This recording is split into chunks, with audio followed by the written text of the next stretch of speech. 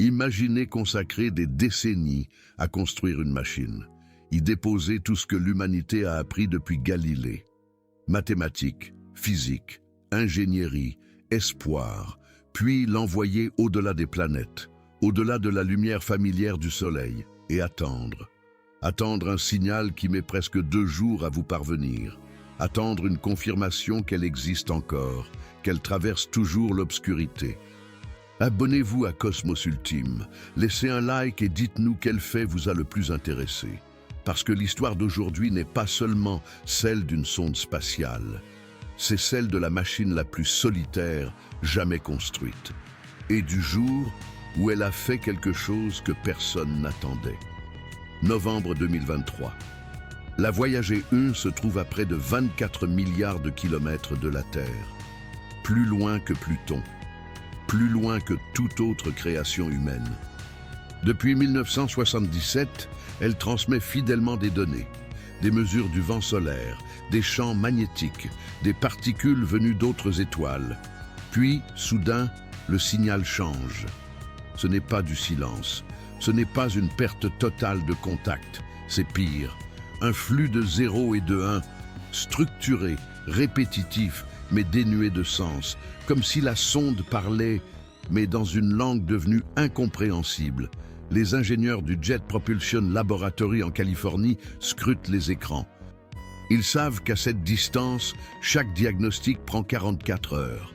22 heures pour envoyer une question, 22 heures pour recevoir la réponse. Aucune intervention physique possible, aucune réparation, aucun redémarrage manuel. Seulement un murmure radio, fragile, traversant le vide interstellaire. Et ce murmure dit quelque chose d'étrange, car l'ordinateur qui semble responsable de l'anomalie n'aurait jamais dû produire ce comportement. Une partie de sa mémoire était inactive depuis des décennies, et pourtant, quelque chose s'est réactivé, spontanément. La Voyager 1 n'était plus censée surprendre qui que ce soit.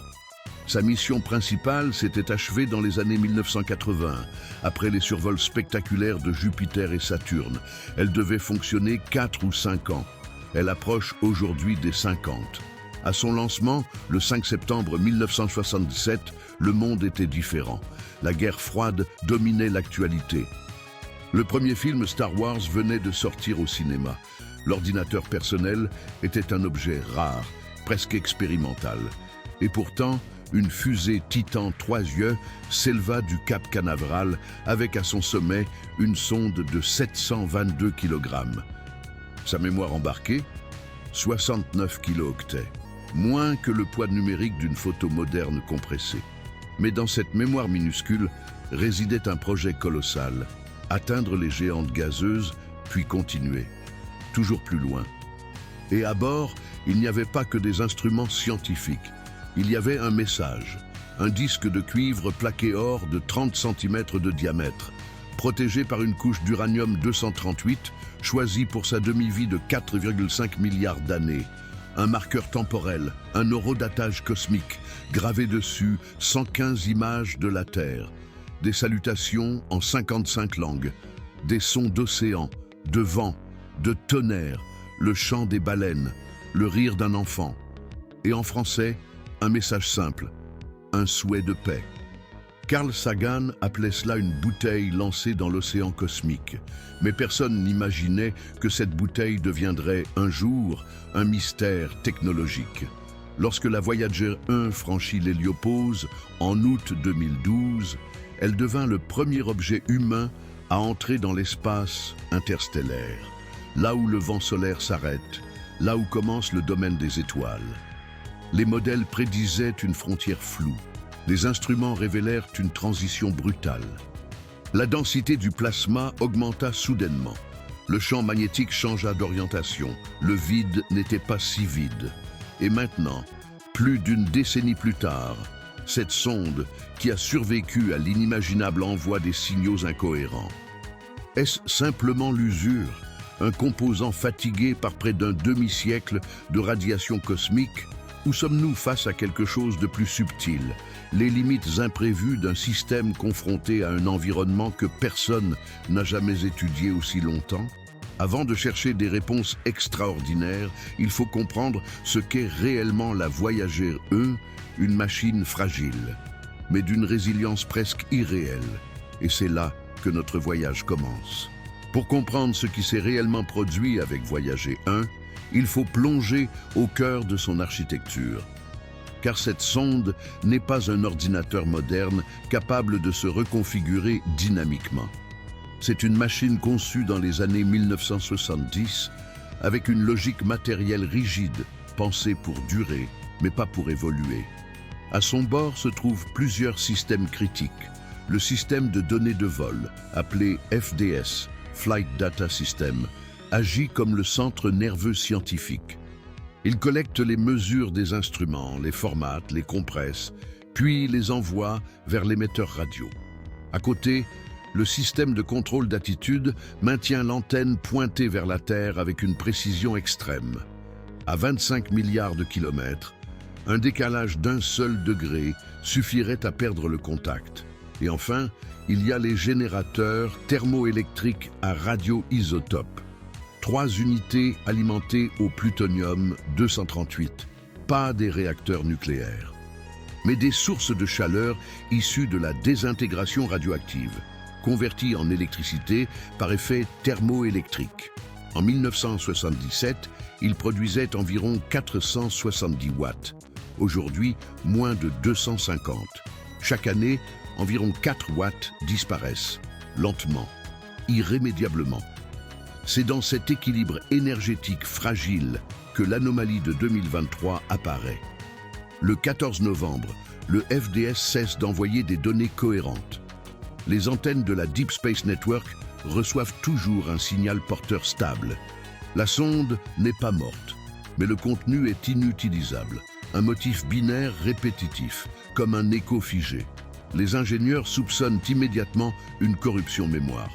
Dans l'espace interstellaire, les particules à haute énergie, rayons cosmiques galactiques, frappent continuellement l'électronique. À l'intérieur de l'héliosphère, le Soleil agit comme un bouclier partiel. Mais au-delà, l'exposition augmente. Un seul ion lourd peut traverser une puce électronique et modifier l'état d'un transistor. On appelle cela un SEE, Single Event Upset, un événement unique, mais aux conséquences parfois durables. Après plusieurs semaines d'analyse indirecte, l'équipe envoie une commande exceptionnelle, un dump complet de la mémoire du FDS. 2 jours plus tard, les données brutes arrivent. Le diagnostic est clair. Environ 3% de la mémoire d'un module est endommagée, des bits bloqués. Des zones devenues instables. Cela peut sembler insignifiant, mais sur une machine dont chaque kilo-octet est optimisé, c'est critique. Contrairement au système moderne, Voyager 1 ne possède pas de mémoire redondante sophistiquée, pas de correcteur d'erreurs avancé, pas de mise à jour logicielle à distance prévue pour ce type de scénario. La solution imaginée par le JPL est audacieuse. Réécrire des portions du code et les déplacer vers des segments encore fonctionnels de la mémoire. En clair, opérer une chirurgie logicielle à 24 milliards de kilomètres. Chaque instruction envoyée est minutieusement calculée. Une erreur pourrait rendre la sonde définitivement silencieuse. Pendant 5 mois, les équipes avancent lentement. Test après test, attente après attente. Puis, le 22 avril 2024, le signal scientifique réapparaît. Des mesures exploitables, des données cohérentes. Le plasma interstellaire parle à nouveau. Mais à peine quelques mois plus tard, un second événement survient. Octobre 2024, un simple ordre est envoyé pour activer un chauffage interne. Procédure de routine. Les composants doivent rester au-dessus d'une température minimale pour fonctionner. La réponse attendue n'arrive pas. Au lieu de cela, les antennes détectent un signal, ailleurs, sur une autre fréquence. Voyager 1 a désactivé son émetteur principal en bande X et activé l'émetteur de secours en bande S. Un système inutilisé depuis 1981. Pourquoi ? L'analyse révèle que l'activation du chauffage a temporairement dépassé le seuil énergétique de sécurité. Le système de protection interne, programmé il y a plus de 40 ans, a pris une décision automatique. Réduire la consommation, sauver l'essentiel, basculer vers un mode plus économe. Aucun humain n'a donné cet ordre. Le temps que la commande terrestre arrive, la décision était déjà prise. C'est ici que la distance change tout. Sur Mars, une intervention peut être quasi immédiate. Dans la ceinture d'astéroïdes, quelques dizaines de minutes suffisent. Mais à 25 milliards de kilomètres, la latence impose une autonomie réelle. Voyager 1 fonctionne selon des logiques embarquées conçues pour anticiper des situations critiques. Elle possède des séquences de protection, des seuils prédéfinis, des priorités hiérarchisées, communication avant science, stabilité avant performance. Et pourtant, le simple fait qu'un système dormant depuis 43 ans se réactive donne le vertige, parce que cela révèle quelque chose de fondamental. La mission n'est plus pilotée en temps réel, elle est supervisée. La différence est immense. La Deep Space Network, avec ses antennes de 70 mètres en Californie, en Espagne et en Australie, capte un signal dont la puissance reçue est de l'ordre du femtowatt, un millionième de milliardième de watt. Extraire une information exploitable d'un tel murmure relève presque de la magie scientifique. Et pourtant, cela fonctionne. Chaque jour, la sonde transmet encore des données sur la densité du plasma interstellaire, l'intensité des rayons cosmiques galactiques, les variations du champ magnétique. Ces mesures sont uniques. Aucune autre mission actuelle ne se trouve aussi loin. Les sondes New Horizons ou Pioneer sont soit plus proches, soit inactives.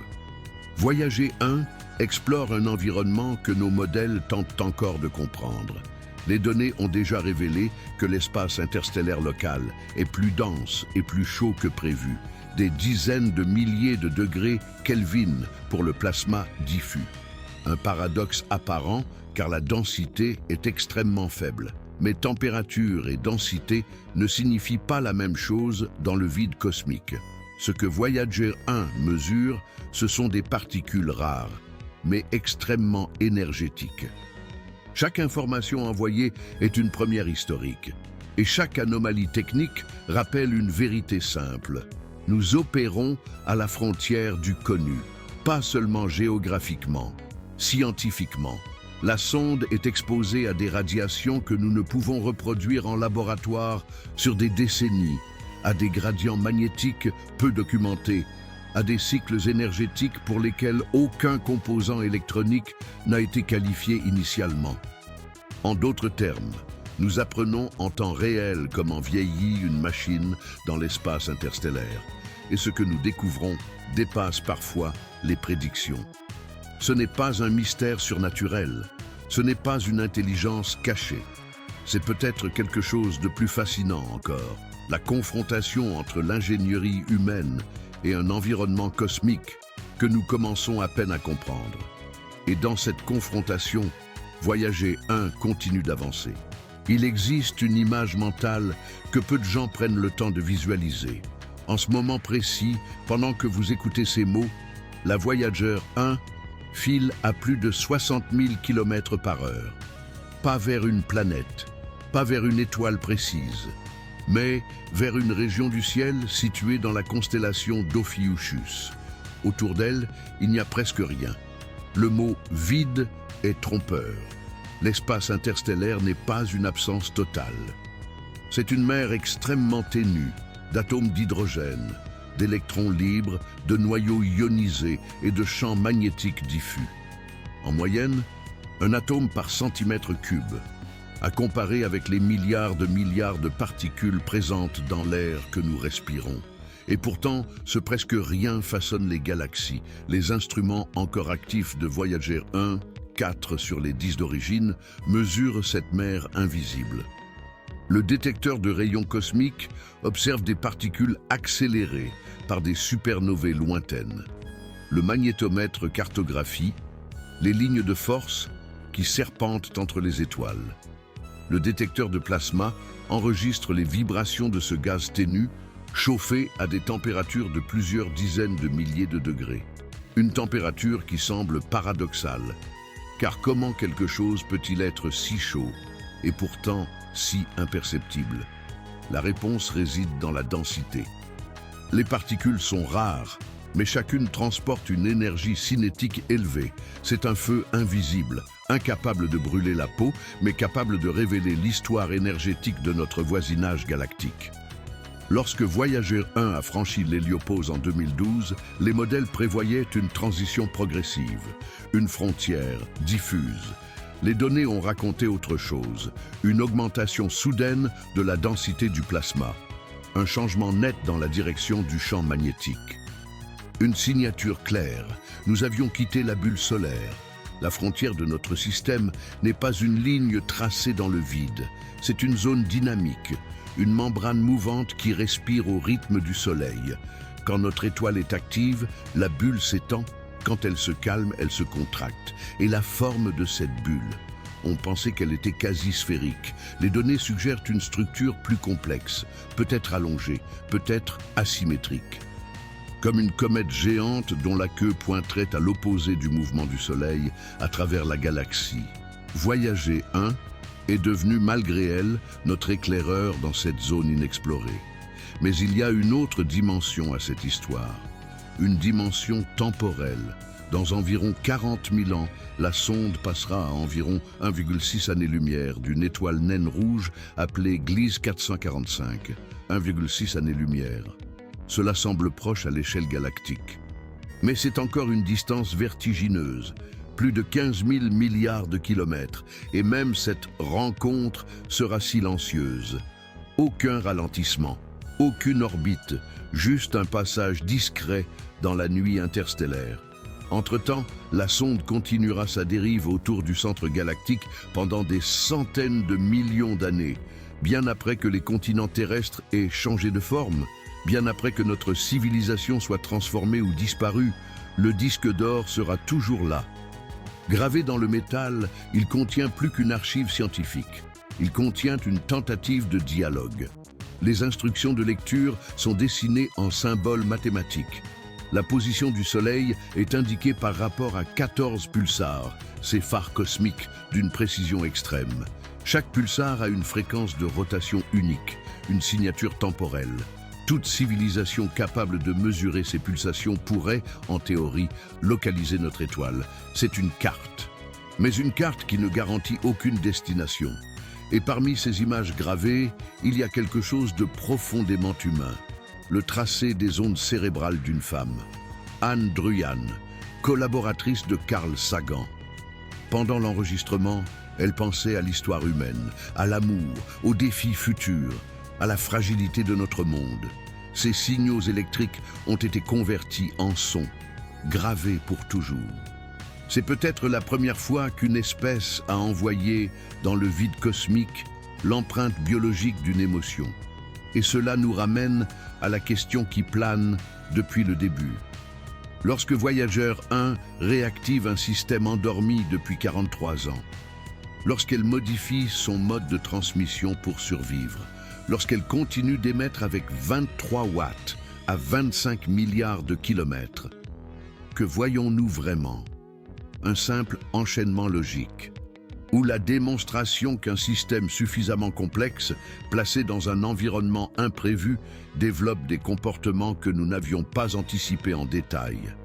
Attention, il ne s'agit pas d'attribuer une conscience à la machine. Voyager 1 ne ressent rien. Elle n'a aucune intention, mais elle possède quelque chose de fondamental, des priorités programmées. Préserver l'énergie, maintenir l'orientation, sauvegarder la communication. Dans un environnement où chaque watt compte, ces priorités deviennent des choix. Et ces choix se produisent loin de toute supervision immédiate. C'est ici que la frontière entre contrôle et autonomie devient fascinante. Car la latence de 44 heures impose une réalité nouvelle. La sonde doit résoudre certains problèmes avant même que nous en ayons connaissance. Elle agit selon des règles anciennes, écrites par des ingénieurs des années 1970. Des ingénieurs qui n'avaient jamais observé directement le milieu interstellaire. Ils ont programmé des seuils de sécurité, des mécanismes de protection.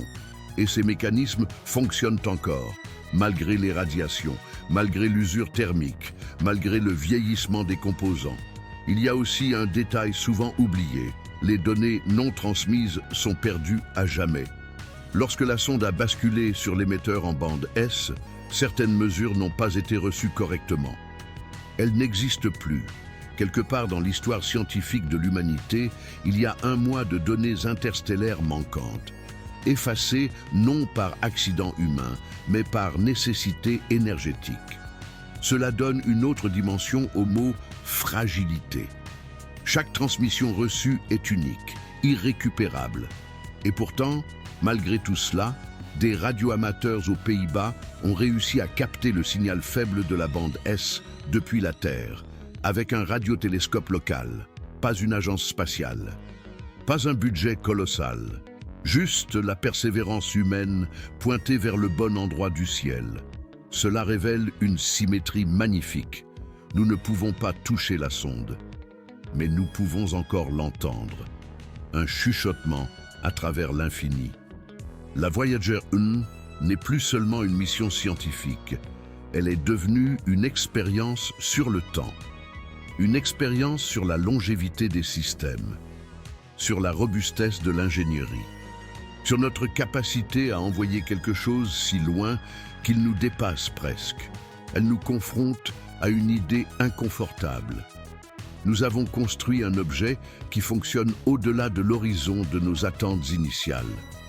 Et cet objet continue de révéler non seulement les secrets du milieu interstellaire, mais aussi les limites de notre propre prévision. Un jour, bientôt, la Voyager 1 se taira, pas dans une explosion, pas dans un effondrement dramatique, mais doucement. Ces générateurs au plutonium-238 continueront de perdre environ 4 watts par an. Les ingénieurs couperont instrument après instrument. D'abord un capteur secondaire, puis un autre, jusqu'au moment où il ne restera plus assez d'énergie pour maintenir le dernier instrument scientifique actif. Les estimations actuelles situent cette échéance avant 2030. Après cela, la sonde continuera sa trajectoire, mais elle deviendra muette. Plus de données, plus de mesures, plus de messages. Seulement un artefact dérivant dans la nuit galactique. Et pourtant, même silencieuse, elle ne cessera pas d'exister. Elle poursuivra son orbite autour du centre de la Voie lactée pendant des centaines de millions d'années. Le disque d'or toujours fixé à sa structure, les 115 images intactes, les salutations en 55 langues, les sons de l'océan. Le battement d'un cœur humain, un témoignage figé de ce que nous étions en 1977. Mais ce qui rend l'histoire de Voyager 1 si puissante ne réside pas uniquement dans son futur lointain. C'est ce qu'elle révèle aujourd'hui. Pendant près d'un demi-siècle, cette machine a fonctionné bien au-delà de sa durée de vie prévue.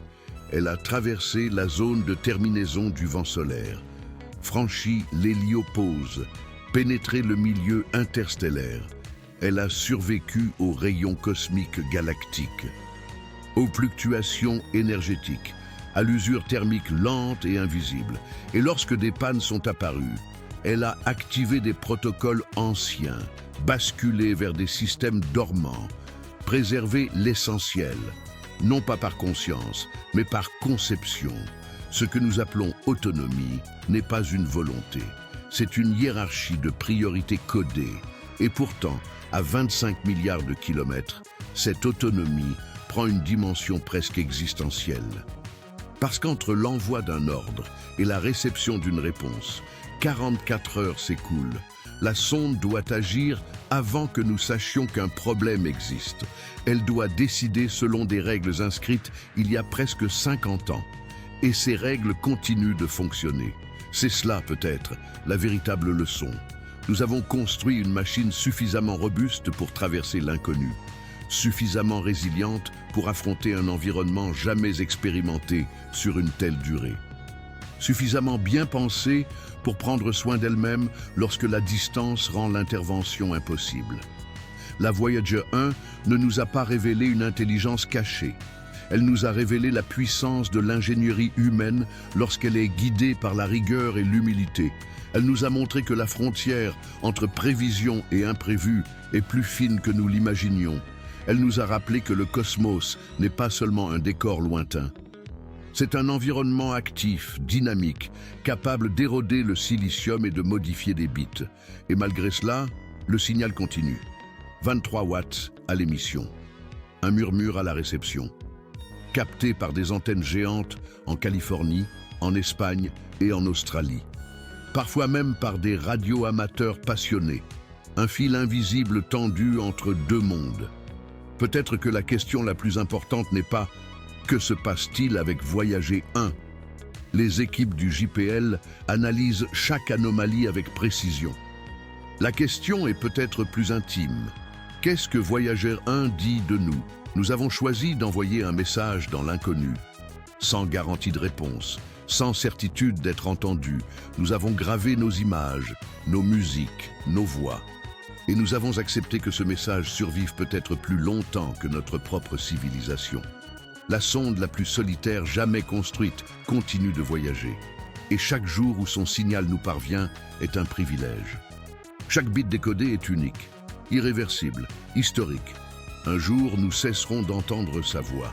Mais elle continuera d'avancer, silencieuse, persistante, porteuse d'un fragment de notre histoire. Et peut-être que cela suffit.